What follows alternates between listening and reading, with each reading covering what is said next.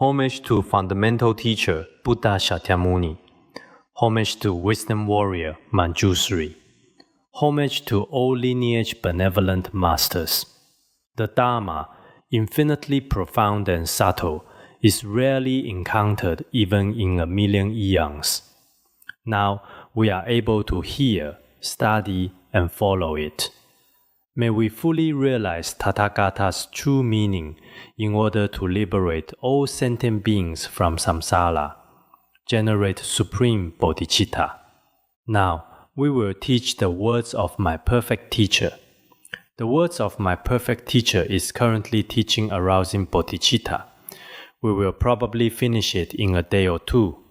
After that, we will teach the practice of Vajrasattva. Recently at our academy, the recitation of the 100-syllable mantra is going very well. I hope to emphasize again that everyone must practice the 100-syllable mantra well, because regarding our 500,000 repetitions, I've roughly investigated. At the academy, basically more than 90% of people have completed the first part, except for individual volunteers who truly have no choice. But some volunteers still practice very well. There are such cases too. Of course, a very few lazy people, that's hopeless. In a couple of days, we'll teach Vajrasattva, then teach mandala offerings. Of course, in the Bodhi study groups outside in the cities, we proceed according to synchronized curriculum. I hope everywhere, whether at the academy or outside, our study and volunteer work should all have plans. Planning is very important. Without planning, everything becomes. People don't know when their ears will be exhausted. It's difficult to understand, difficult to know. So these past few years, especially as I study synchronously with everyone, whether making recordings, books, or other aspects, there's some from the big picture, semester by semester, there are some plans. From the small details, each department's production, design, and various arrangements. Of course, this way, everyone may have greater pressure. When everything becomes more formal, everyone has pressure. I hope the people at our academy, whether in each class, people shouldn't be too scattered, should still have relatively reasonable planning and requirements. Our other students in the learning process should also have reasonable requirements. For outside people and those at the academy, each month, or we could say each year, at least a requirement of several books must be completed. If not studying, that's another matter. There's no choice. Even in Buddha's time, a very few people couldn't be tamed. But if wanting to study, follow the sequence. Of course, this way, non-diligent people will retreat after a certain time, but this can't be helped. I can only proceed according to formal requirements. So in the cultivation and learning process, sometimes after a long time, the journey becomes distant. A very few people will definitely regress, but this can't be helped. Below, we continue teaching arousing Bodhicitta. Yesterday, we were explaining the 6 paramitas. Within one paramita, all other paramitas are complete. Yesterday, we taught the relevant content of Dharma giving. Today, we'll further explain how material giving can also encompass the 6 paramitas. For example, giving food to beggars as an illustration, the object being given, the person giving, and the recipient, beggar. When these 3 are complete, then one can perform giving. Therefore, it's called the perfection of generosity. Because without these 3, it's impossible. When these 3 are complete, it's definitely possible. There are beggars, there are things to give, and there's myself. These 3 should exist in the process of giving. Not giving inferior, contemptible, and other particularly bad items, but should give what one enjoys oneself, whether food, clothing, drink, etc. Give these to beggars. This is a strict requirement. When we give, many people give things they can't use themselves, but try not to give such things. It should be the best things, giving one's own best things to them. This is called the perfection of discipline. When the other party repeatedly asks, not becoming angry, asking again and again. Sometimes this is very difficult for us to do. For example, when a beggar first comes to ask, you give 5 yuan or 1 yuan. After a while, when he returns to ask again, many of us would say, "Didn't I just give you some? Go away, go away." Many people would easily say this, but true bodhisattva great giving would not generate anger. This is called the perfection of patience, not caring about hardship and fatigue, not delaying time, giving promptly. This is the perfection of diligence. For the sake of giving, no matter how hard it is, he doesn't feel tired or painful at all. Giving with single-minded focus, not scattering elsewhere. This is the perfection of meditation. In the process of giving, the mind doesn't scatter externally. Still very focused, giving very earnestly. Understanding the 3 spheres as empty. In the process of giving, you also know that whether the giver, the material being given, or the recipient, these 3 are ultimately free from all conceptual elaborations as emptiness. Conventionally, appearing, yet without inherent nature, like dreams and illusions. Giving with such a mental state, this is called the perfection of wisdom. It's evident that material giving also equally contains the 6 perfections. Discipline and other perfections are actually the same. So when giving, the most crucial thing is, when beings come to request, not becoming weary of them, but diligently acting. This is very important. The great Men Shastra also says, all sentient beings come, each asking for different things. Bodhisattvas give to all, their minds have no weariness. Bodhisattvas will give to all completely. As bodhisattvas, they fundamentally have no weary mind. I also gave to him yesterday. Today it's very tiring. If I give today, tomorrow I won't give. It won't be like this. Including our life release, now in Han regions there are especially many practicing fearless giving. Each month or each week, even some for 10 years now, buy some every day without interruption. This is their vow. Including Hong Kong and Guangdong areas, very few life release groups.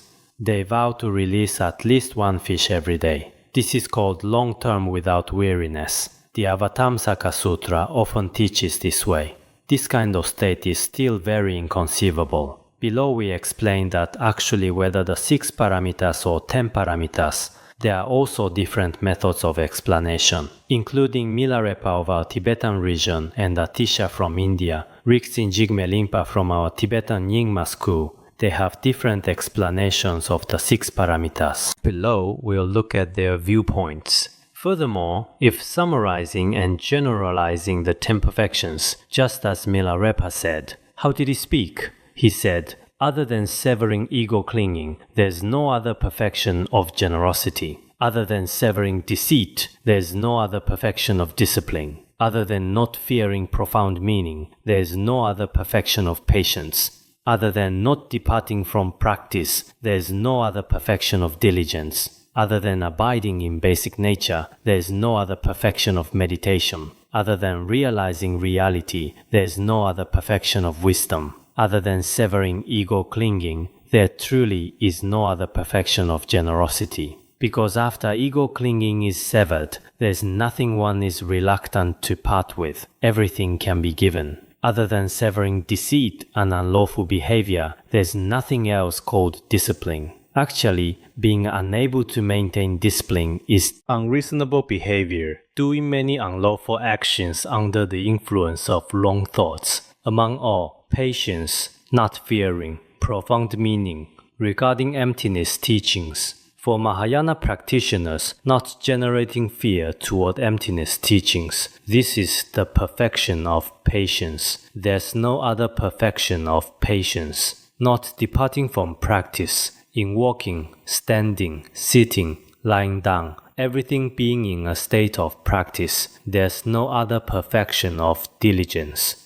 Actually, regarding the perfection of diligence, if you are constantly practicing, that is diligence. But this is very difficult. For high-level people like Milarepa, they should constantly, whether in caves or in the open air or wherever they are, they will always be practicing. While we worldly people, when practicing, are sitting meditation. Very good. After coming out of meditation, we start quarreling and doing unlawful actions. There's a certain difference. Other than abiding in basic nature in an unmoving state, there is no perfection of meditation. Other than realizing reality, realizing the true reality of all phenomena, there is no perfection of wisdom. Other than acting in accordance with Dharma, there is no other perfection of skillful means. Other than subduing the four maras, there is no other perfection of power. Other than accomplishing the two benefits, there is no other perfection of aspiration. Other than knowing afflictions as one's own faults, there is no other perfection of knowledge. Here it says, other than actions in accordance with Dharma, there is no perfection of skillful means. Other than destroying the four maras of afflictions, celestial demons, etc., there is no other so-called great power. Other than accomplishing the two benefits for self and others, there is no other so-called great aspiration. Other than understanding afflictions and one's own faults, there is no other great knowledge. This is Milarepa's very high level of realization. Because Milarepa may not necessarily be extremely proficient in theory, but this is an accomplished practitioner's way of explaining the six perfections. So, accomplished practitioners and academics may not have exactly the same explanations, but the meaning is completely consistent. Also, the three sons Ku, Ngok, and Drom. We've explained this before. Atisha's three great disciples. The three great disciples asked Atisha, "What is the highest among all path methods?" Atisha answered like this, "The highest understanding is realizing the meaning of selflessness. The highest discipline is making one's mind stream gentle. The highest merit is the mind of benefiting beings extensively. The highest instruction is constantly examining one's own mind. The highest wisdom is understanding the meaning of selflessness. The purest discipline, or the most virtuous behavior, is taming one's own conduct. The highest among all merits is extensively benefiting sentient beings." We usually say, does this person have merit or not? Actually, anyone with an altruistic mind will have merit. The highest among all instructions is constantly observing one's own mind. Actually, in the world, there are many instructions. But ultimately, the best instruction is still to observe the inner mind. Just as taught in Mipam Rinpoche's direct pointing to the nature of mind, examining 100 external phenomena is not as good as examining the single phenomenon of one's own mind. No matter how much external learning there is, it may not truly be able to tame afflictions and liberate from samsara. Observing the inner mind and recognizing basic nature can truly obtain the key to liberation. The highest antidote is understanding that all phenomena have no inherent nature. The highest conduct is not conforming to worldly ways. The highest accomplishment is afflictions becoming increasingly weak. The highest sign of the path is desire gradually decreasing. Here it says, among all our antidotes, understanding all phenomena as emptiness, this is the best antidote method. Whether afflictions or any suffering arises, if you realize emptiness, everything is already resolved. Also, among conduct, the best practitioner's behavior is not following the 8 worldly concerns. Following the 8 worldly concerns is endless. Every day, their thoughts are completely different from our thoughts. We seek liberation. They wander in samsara. So the directions are all different. The highest accomplishment, we often say, is he an accomplished practitioner? Have I accomplished or not? The best accomplishment among accomplishments, the greatest accomplishment is reducing afflictions. Some people say, I've already seen deities, already accomplished some psychic powers, but your afflictions become increasingly severe, ego becomes higher, anger becomes greater. There's definitely no accomplishment. The best accomplishment among accomplishments is afflictions gradually decreasing. And so path signs. In the process of practicing the path, some path signs appear. The best among path signs is your desire decreasing more and more. The highest giving is having no attachment. The highest discipline is a peaceful mind. The highest patience is dwelling in a humble position. The highest diligence is abandoning trivial affairs. The highest meditation is not altering one's mind. The highest wisdom is not grasping at anything. The best giving is having no attachment. The best discipline is taming one's mind, the mind having become peaceful.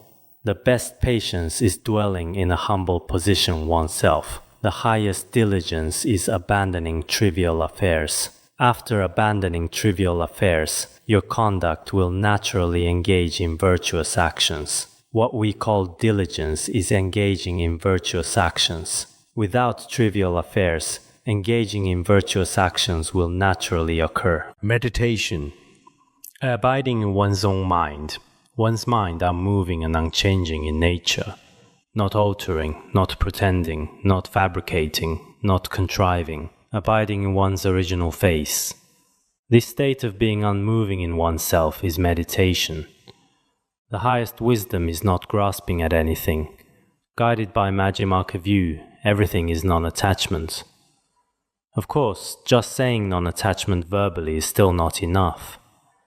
Verbally non-attachment, but actually you still create much karma. This is also unreasonable.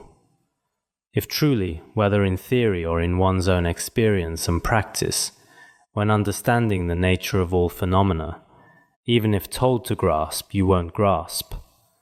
For example, someone who truly realizes emptiness, telling them to grasp at wealth, emotions, any worldly fame or status, they fundamentally will not grasp at them.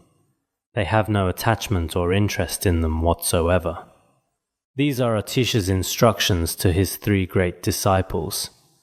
Actually, within this indeed, for many of us, just understanding these principles is extremely profound. Furthermore, Jigme Lingpa, that is, Jigme Lingpa, said this: contentment is the perfection of giving. Its essence is the mind of renunciation. Having no shame before the 3 jewels is the perfection of discipline. Not losing mindful awareness is supreme patience. All companions need diligence. Grasping at appearances while visualizing the noble ones is the perfection of meditation. Attachment naturally liberating is the perfection of wisdom. How did Jigme Lingpa say this? Contentment and few desires is the perfection of giving. Contentment, non-attachment. Its essence is the mind of renunciation. Giving up all wealth, etc. Before the 3 jewels, having no shame toward the 3 jewels, that is, being consistent inside and out, reasonable and lawful. This is called the perfection of discipline. Constantly not losing wisdom and mindfulness, not generating anger. This is called the perfection of patience. In all conduct, there needs to be diligence. Diligence cannot be separated from all virtuous actions. Grasping at appearances while visualizing noble ones. All grasp objects and appearances, thinking of deities, thinking of gurus, thinking of Buddhas and Bodhisattvas. This is called the perfection of meditation, conceptual meditation. Formless meditation generally doesn't necessarily have visualizing deity forms. Attachment naturally liberating. When you generate any attachment, whether to wealth or people, when you observe its nature, naturally self-liberating, self-freeing, naturally releasing. This is called the perfection of wisdom. Having no thinking subject or thought object, not worldly thoughts, departing from certainty. This is the supreme peace of nirvana. All of these cannot be expressed in words. May you remember them in your heart. Jigme Lingpa continues after the perfection of wisdom, saying, having no subject-object duality, the mind that gives and the object of giving, also not worldly thoughts. Having departed from the characteristics of so-called certainty and non-certainty, this is true nirvana, liberation, nirvana, peace.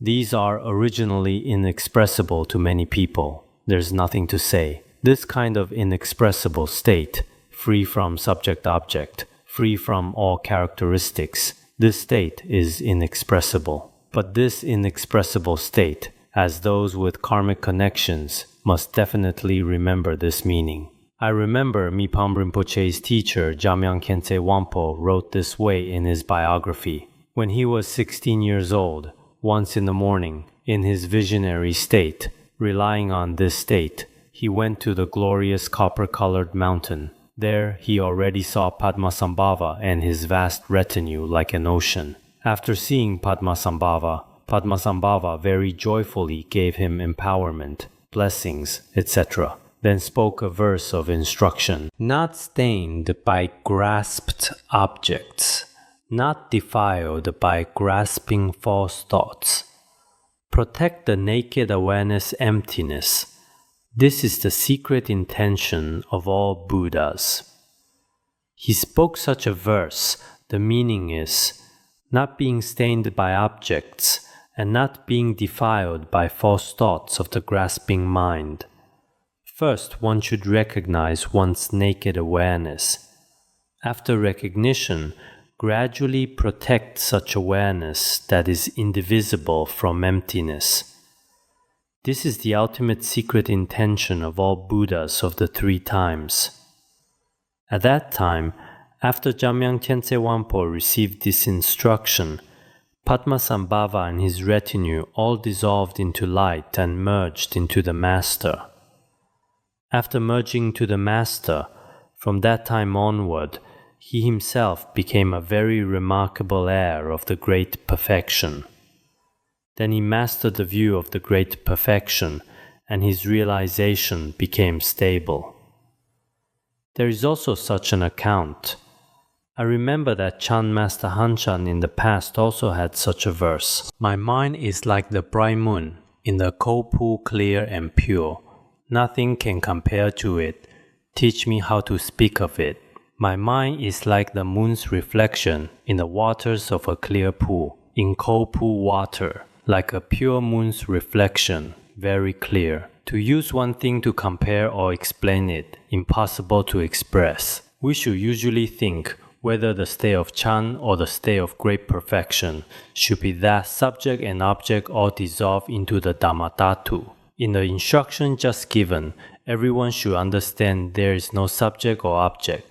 When there is no subject and object, there is a mind of luminous emptiness, non-dual. Chan calls this recognizing the nature of mind, while great perfection calls it original awareness awakening. This is the secret intention of all Buddhas of the 3 times.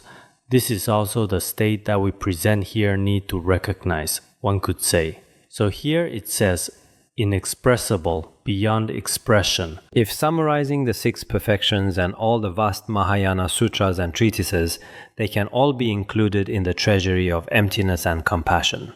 As Saraha also taught this way, actually all Mahayana sutras and treatises, when summarized, are still in the treasury of compassion and emptiness.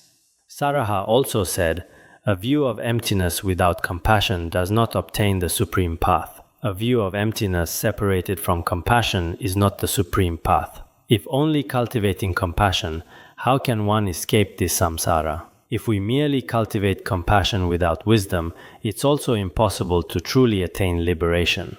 Whoever possesses both does not dwell in existence or peace. If a person has both compassion and wisdom, the union of wisdom and compassion. With the union of wisdom and compassion, they dwell neither in the 3 realms nor in nirvana.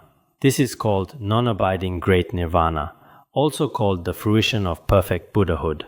Therefore, in Buddhism, indeed, great wisdom and great compassion, these 2 are extremely crucial. Furthermore, Nagarjuna also said this, those who have the treasury of emptiness and compassion achieve enlightenment. The union of emptiness and compassion, emptiness possessing compassion, compassion possessing emptiness, such a state can achieve enlightenment. Why is this said? Because not all people can attain the state of union of compassion and emptiness. Previously, when I translated the commentary on the Precious Garland, I remember there was such a story. At that time, there was a Brahmin woman who had a dream. In the dream, 3 swords appeared. One sword fell to the ground and couldn't be used. One sword's light gradually dimmed. One sword radiated light in the sky. Later, she gave birth to 3 sons. One son only cultivated compassion. One person only cultivated wisdom emptiness and finally fell into nihilistic views.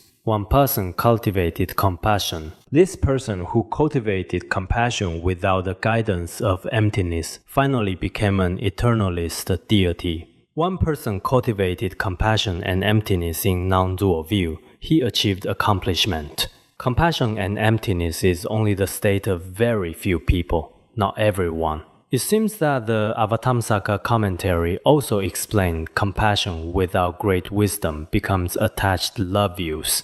If compassion lacks wisdom, it becomes attached love views. If wisdom lacks compassion, then most enter into cessation.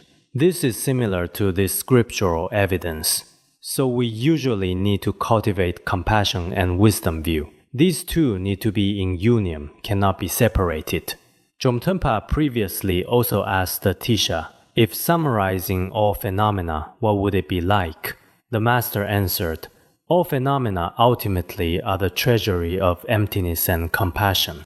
Like a universal medicine in the world that can cure all diseases, just like it. If one realizes the meaning of emptiness, one can antidote all afflictions. When we study the way of the Bodhisattva, it also said that the view of emptiness can antidote all afflictions. Below, Zhongdenpa asked, then why are there people who claim to have realized emptiness, yet all their attachments, anger, and ignorance haven't decreased, but still exist?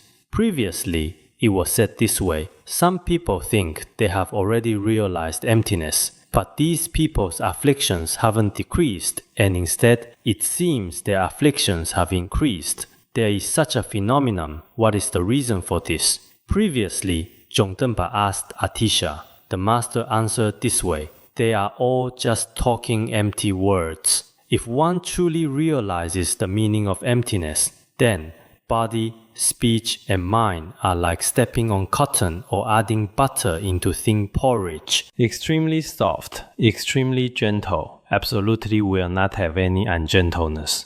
Aryadeva also personally said in the 400 stanzas on the middle way, just thinking about the actual nature of phenomena as emptiness, generating reasonable doubt can also destroy afflictions. For those with a little merit, slightly doubting emptiness destroys the seeds of the three realms. Just generating a doubt can destroy the root of the three realms. Therefore, regarding true emptiness, whether generating certainty or generating wisdom, needless to say, generating a kind of reasonable doubt will destroy the root of samsara. Therefore, if realizing emptiness without error is the same as universal medicine, all path methods are already included within its scope. We should think this way. When truly understanding emptiness, a person who already possesses all path methods completely will not have pride, thinking oneself very great. This won't happen. Zhongtenpa asked, how can realizing emptiness contain all path methods? At that time, the master answered, all path methods can be summarized in the 6 perfections. How are they summarized? If one realizes emptiness correctly, one will no longer have attachment to all internal and external things, so one continuously possesses the perfection of generosity. For one without attachment, fundamentally one's mind stream will not be polluted by unwholesome actions. Therefore, one continuously possesses the perfection of discipline. Such a person has no ego clinging or anger about possessions, so continuously possesses the perfection of patience. Such a person has immeasurable joy regarding the realized meaning, so continuously possesses the perfection of diligence. Such a person is free from the distraction of solid grasping, so continuously possesses the perfection of meditation, being free from threefold conceptual thoughts about all things,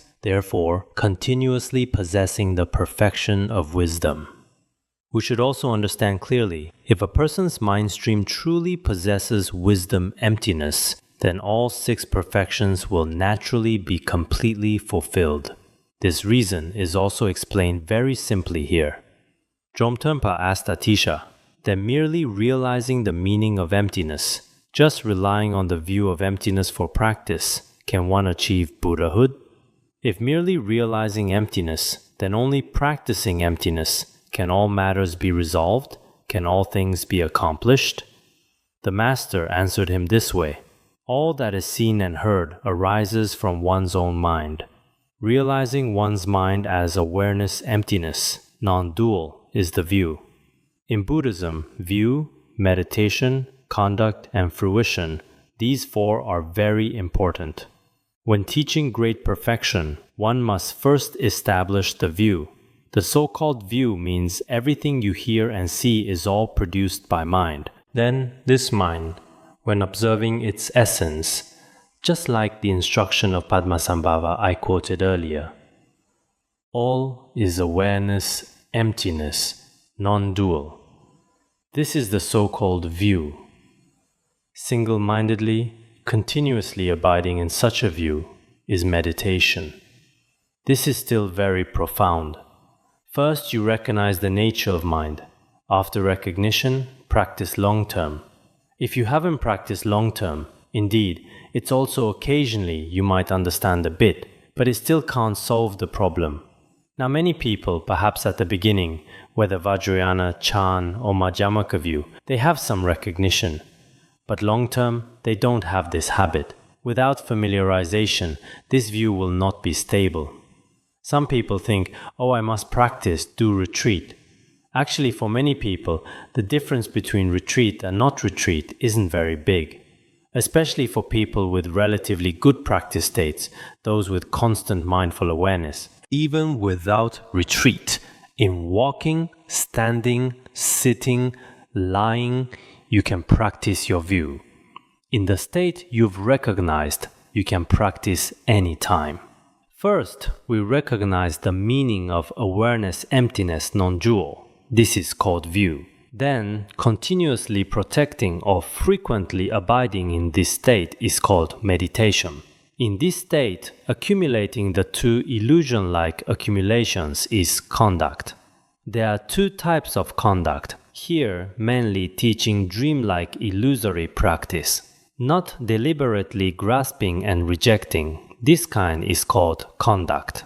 When these realization states have reached complete understanding, proficient mastery, then it can be achieved even in dreams. If we can do this way in our usual conduct, during dreams it's also achieved this way. And if it can be achieved during dreams, then at the time of death, this state can also appear. If it appears at the time of death, it can appear in the bardo. Since such a state can be achieved in the bardo, one attains supreme accomplishment. Whether in future lives or at any time, this state becomes very easy. So this is called fruition, what we just called view, meditation, conduct, and fruition.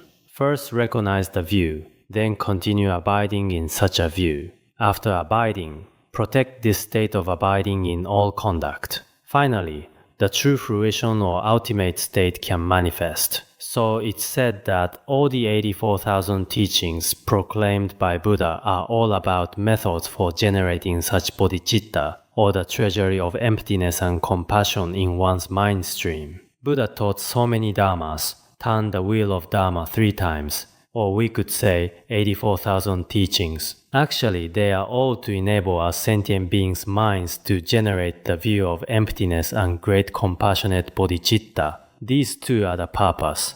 Therefore, the Vimalakirti Sutra also says, wisdom perfection is the mother, skillful means is the father. All true guides of the world are born from this. This is also the union of compassion and emptiness. That is, one cannot separate from the treasury of emptiness and compassion. If one departs from this bodhicitta, mainly the bodhicitta taught below, if one departs from bodhicitta, then no matter how profound and unfathomable the dharmas of view and meditation, they provide no help whatsoever for perfect Buddhahood. This must be noted. If we now depart from bodhicitta, no matter what kind of dharma you practice, no matter how high the state, actually it serves no purpose. If generation and completion stages and all Vajrayana practices are guided by bodhicitta, they become causes for attaining perfect Buddhahood in this very life. Everyone should remember these words.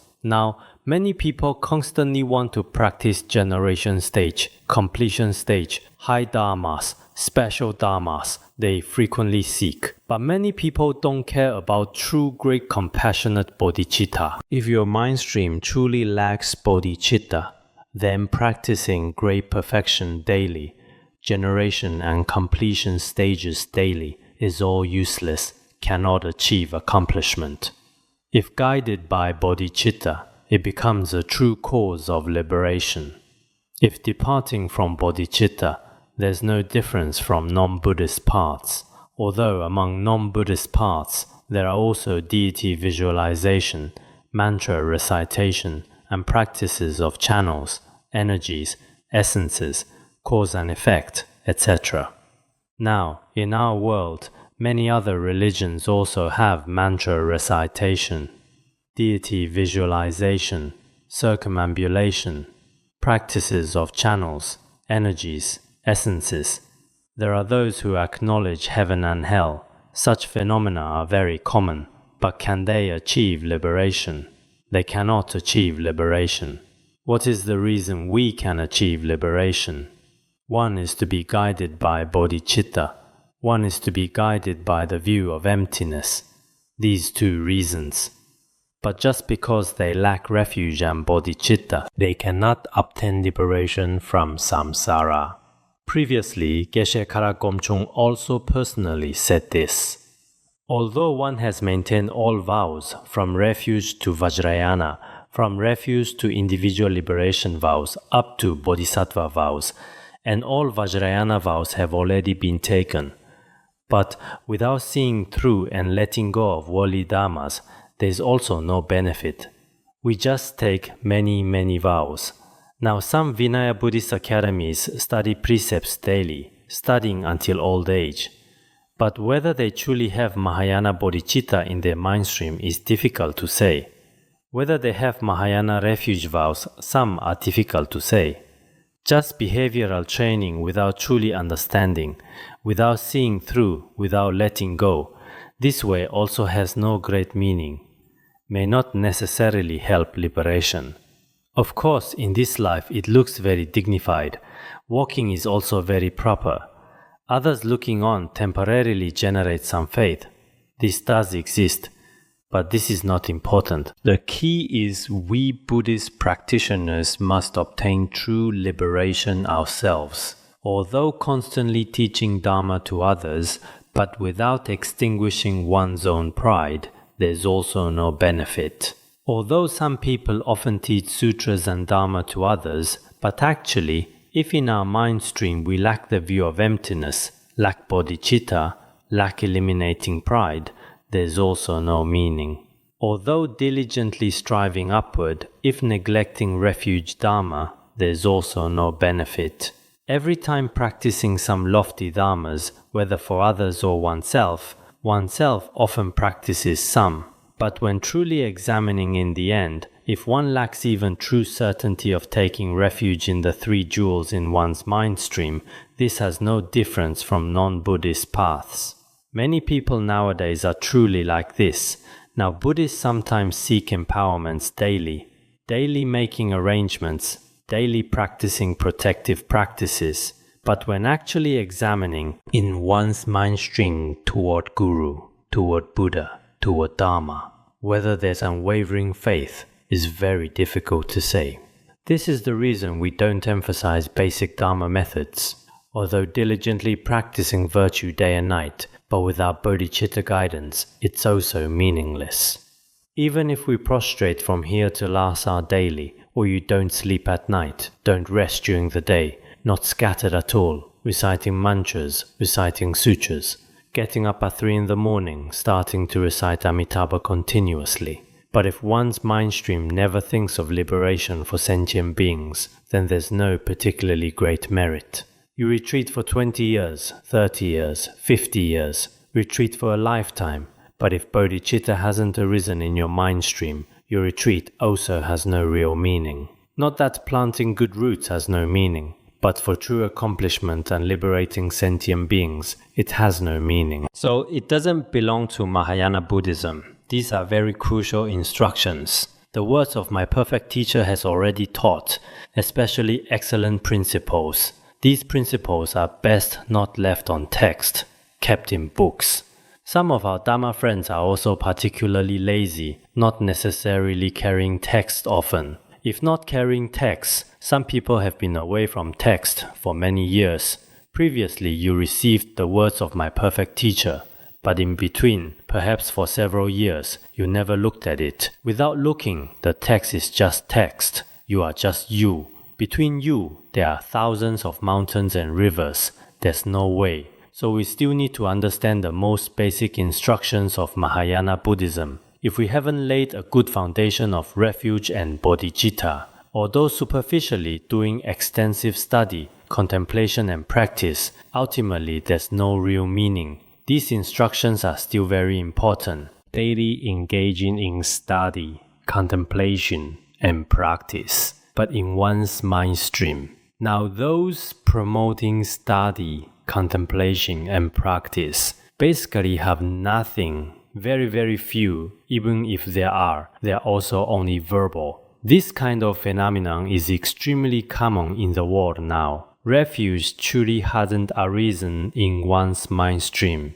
Bodhicitta truly hasn't arisen in one's mind stream. Just verbal study, contemplation, and practice. But actually, it has no meaning. Whether you studied the 5 great treatises or studied for however many years, but actually in one's mind stream. Now, some Tibetan Buddhist monasteries spend their whole lives debating, starting to debate around teenage years until still debating at 70 or 80. Actually, debate is also very good, generating true certainty in one's mind stream, but sometimes without true understanding of refuge. Now, in Tibetan areas, there are indeed such cases. Some very famous Dharma teachers who are very formidable at debate, but they still say, "Oh, vegetarianism has no merit. One must eat meat. Killing will not have great faults. Killing is also worthwhile, useful for productive development, social development, economic development." Now, individual logic teachers in Tibetan areas are also heard to have such statements. Do they have study, contemplation, and practice? They superficially still engage in study, contemplation, and practice their whole lives. But because refuge, bodhicitta, and compassion haven't arisen in their mind streams. Now, in Han regions too, some Buddhist academy professors, speaking theoretically, they can explain everything. So-called lecturers daily just speak theoretical frameworks.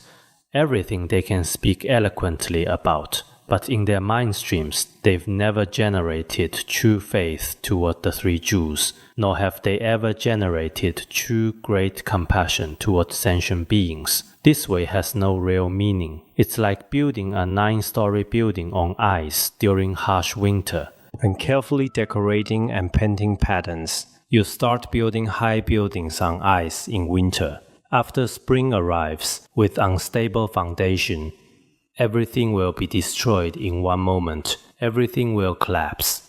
Therefore, we absolutely cannot think that refuge and bodhicitta are inferior dharmas or beginners' teachings and despise them.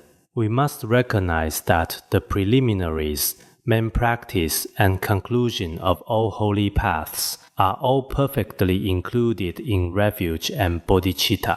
We recite 100,000 times. Many of you present have completed it, but you still need to recite. If you have time in the future, practice 100,000. Can it arise in your mind stream or not? If it still hasn't arisen, then 200,000. If after 200,000 times refuge and bodhicitta still haven't arisen, for example, regarding refuge, when you've practiced 100,000 times, has true refuge arisen in your mind stream or not? If not, recite another 100,000 times while contemplating.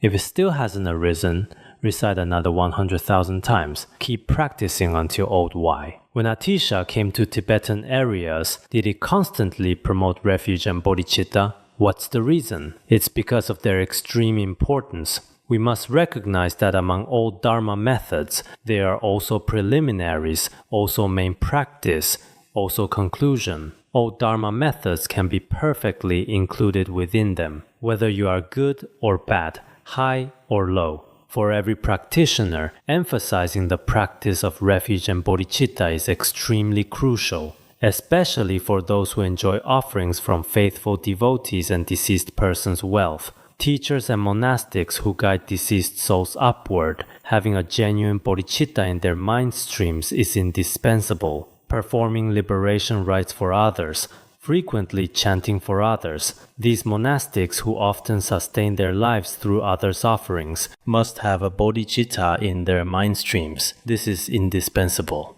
If departing from bodhicitta, then no matter how much one recites liturgies, performs accumulation of merit and purification of obscurations, ceremonies, they serve no purpose for either the deceased or the living. So when we chant sutras, some perform Buddhist rituals. In Han regions too, now many perform Buddhist rituals. Even having some sponsors specifically write down names of deceased or sick people. One person pays so much money. 50,000 yuan guarantees superior rebirth. 30,000 yuan is middle grade rebirth. 10,000 yuan is lower grade rebirth. Some determine grades by money. I've heard of such cases but haven't seen them myself. Actually, this is very bad. If you lack bodhicitta guidance, how much money offered to which teacher or monastic community is very difficult. If you have bodhicitta, even without offerings. For example, if you hear today that someone has died, you recite Avalokiteshvara mantra or Amitabha for them. If guided by bodhicitta and recited once, it will absolutely be of tremendous benefit to them. So whether as devotees or monastics, when chanting for others, try to eliminate selfish minds and perform liberation rites guided by altruistic mind. Without this,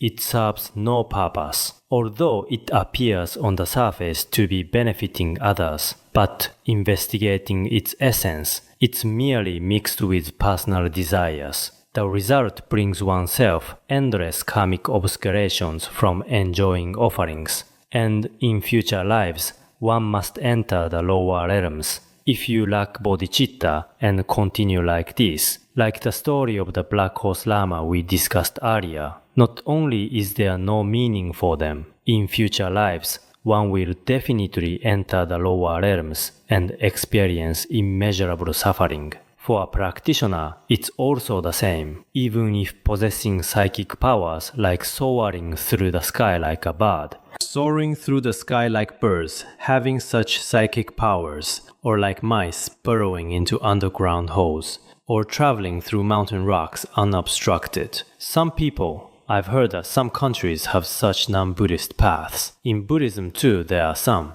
but psychic powers aren't very important, as well as being able to leave handprints, footprints on rocks, various kinds of wondrous miraculous displays. But if the mind stream lacks bodhicitta, then this is definitely being influenced by non-Buddhist practitioners or great demons. This is not something good, no matter how you appear on the surface. Actually now, when we study the preliminary practices, most crucial is whether one's mind stream has bodhicitta. This point is also very important for a teacher. As a Buddhist, as an ordinary person, for everyone, bodhicitta is extremely important. I think after we studied the way of the Bodhisattva, for most people, at least they know the importance of genuine bodhicitta. When we often encounter situations, some people, whether before stupas, Buddha statues, or when visiting sacred places, also often make aspirations for genuine bodhicitta to arise in their mind streams.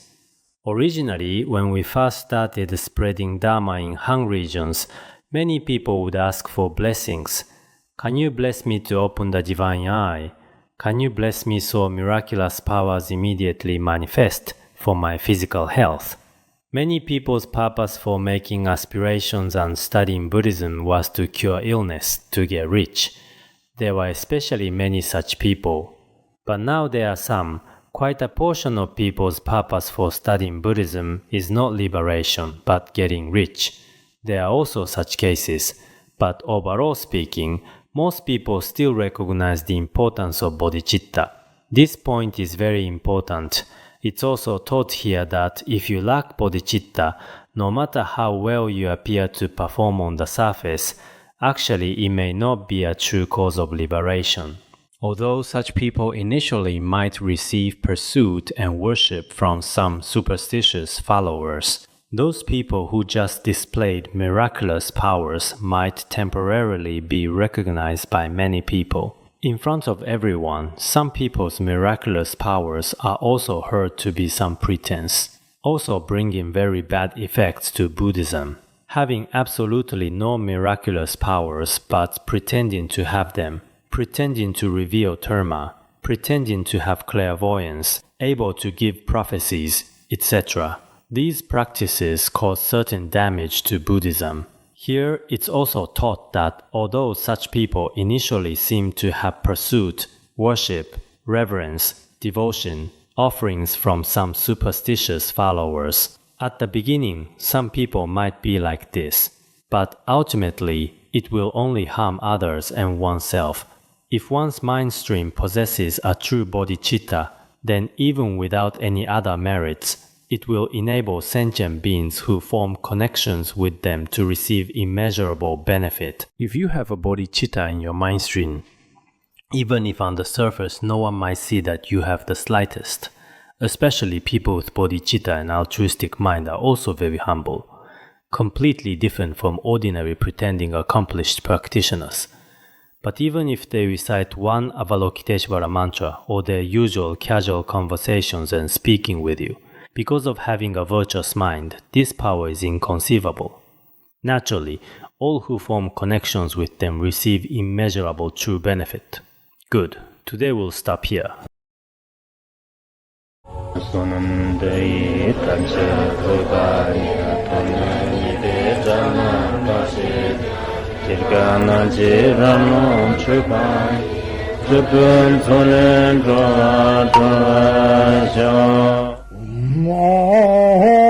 Bandara Badma Sodargye